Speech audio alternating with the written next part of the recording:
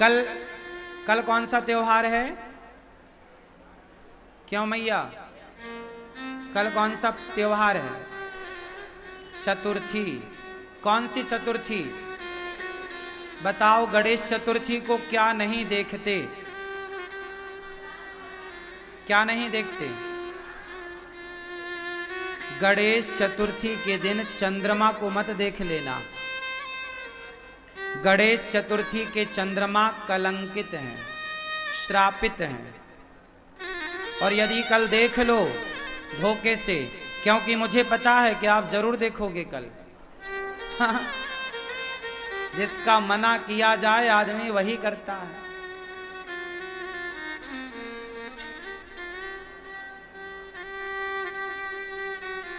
यदि आप धोखे से देख लें तो एक छोटा उपाय कर लीजिएगा। एक छोटा सा पत्थर उठाकर चांद की तरफ यूं फेंक दीजिएगा, तो वह पाप जो लगता है वह प्रायश्चित हो जाता है। या फिर चांद को, गणेश चतुर्थी के चंद्रमा को क्यों नहीं देखते, इसकी कथा है। कहो तो मैं सुना दूं 2 मिनट में। एक बार शंकर जी ने मीटिंग रखी सबकी, सब आओ, सब देवताओं को कैलाश बुलाया। तो गणेश जी कैलाश की तरफ जब चले तो चूहे पर चढ़कर चले, तो वो चूहा चढ़ाई चढ़ने लगा तो गणेश जी गिर गए। पीछे चंद्रमा खड़े हंसने लगे, ओहो गणेश जी गिर गए। तो गणेश जी ने श्राप दे दिया कि तुमने हमें उठाया नहीं, हमारी मदद नहीं की। हंसने लगे, बड़ा घमंड है तुम्हें अपनी सुंदरता पर। जाओ, श्राप देता हूं, आज से तुम्हें जो देखेगा कलंकित हो जाएगा, कलंक लगेगा उसको झूठा। चंद्रमा चरणों में गिर पड़े, महाराज क्षमा। अच्छा कोई बात नहीं। फिर चतुर्थी के दिन, उस दिन चतुर्थी थी, बोले आज गणेश चतुर्थी के दिन जो तुम्हें देखेगा उसे झूठ मूठ का कलंक लगेगा। कई बार तुम्हारा परिवार तुम्हें झूठा कलंक लगाता है, झूठी चोरी लगती है, तुम्हारे चरित्र पर झूठा कलंक लगाता है, कुछ लोग लगा देते हैं। ये झूठा कलंक कई बार इसलिए लगता है क्योंकि आपने गणेश चतुर्थी की चंद्रमा को देखा।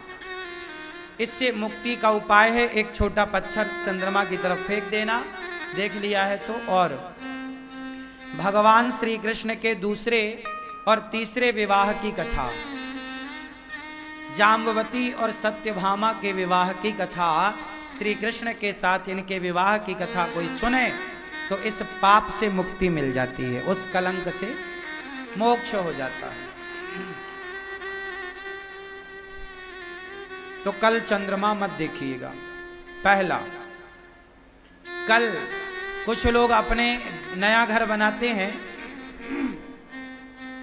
तो नए घर के ना द्वार पर गणेश जी की फोटो लगा देते हैं। देखा होगा आपने, टाइल पत्थर आती है, टाइल्स, उस पे गणेश जी का फोटो लोग अपने बाहर देखते हुए लक्ष्मी गणेश द्वार पे लगा देते हैं।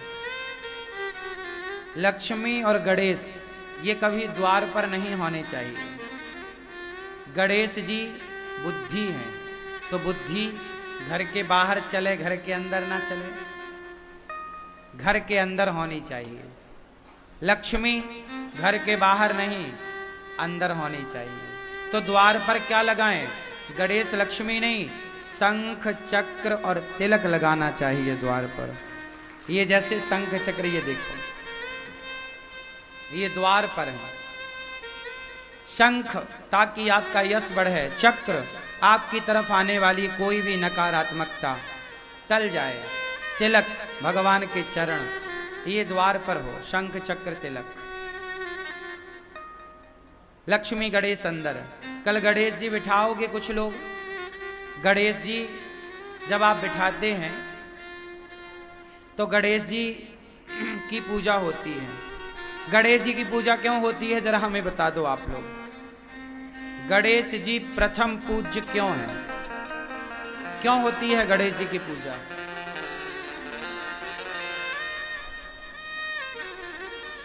हाँ आप बताओ भैया। नहीं कुछ नहीं बताओगे? कसम खा के आए हो, कुछ नहीं बताओगे? भैया बताओ, गणेश जी की पूजा क्यों होती है प्रथम? हाँ, आप बैठे बैठे।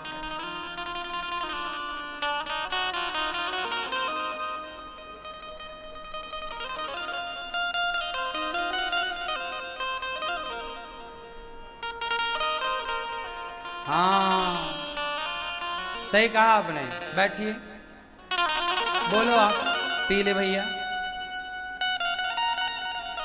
एक बार भगवान शंकर जी ने, माता पार्वती ने, सभी देवताओं ने कहा कि पृथ्वी की परिक्रमा जो सबसे पहले करेगा संपूर्ण, वह पहला बुद्धिमान कहलाएगा।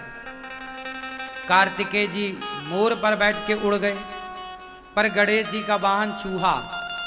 चूहा कैसे परिक्रमा लगाए? मोर तो बहुत तेज दौड़ता उड़ता है, चूहा कैसे चले? तो गणेश जी ने अपने माता पिता की परिक्रमा लगाई,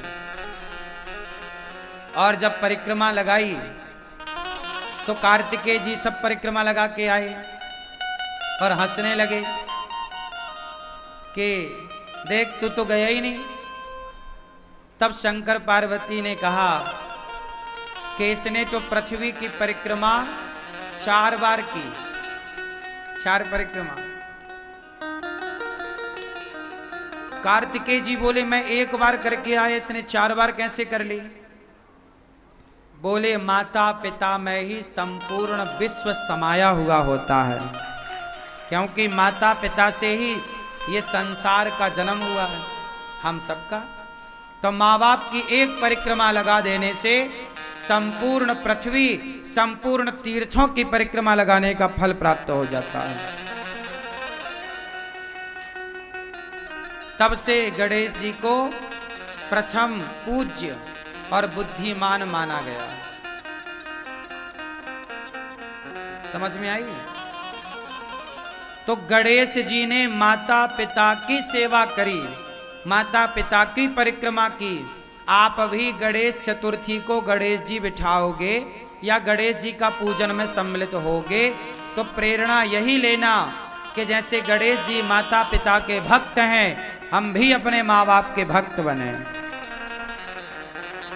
हम भी अपने बड़ों का सम्मान करें, हमारे बच्चे भी माँ बाप के भक्त बने, हम सब अपने बड़ों का, बुजुर्गों का खूब खूब आदर करें, सम्मान करें। तो इसलिए गणेश जी की प्रथम पूजा होती है। ठीक है? गणेश जी का वाहन क्या है? चूहा क्यों है? आप बताओ, गणेश जी का वाहन चूहा क्यों? हाँ, बैठे बैठे, खड़े नहीं होने, बोलो।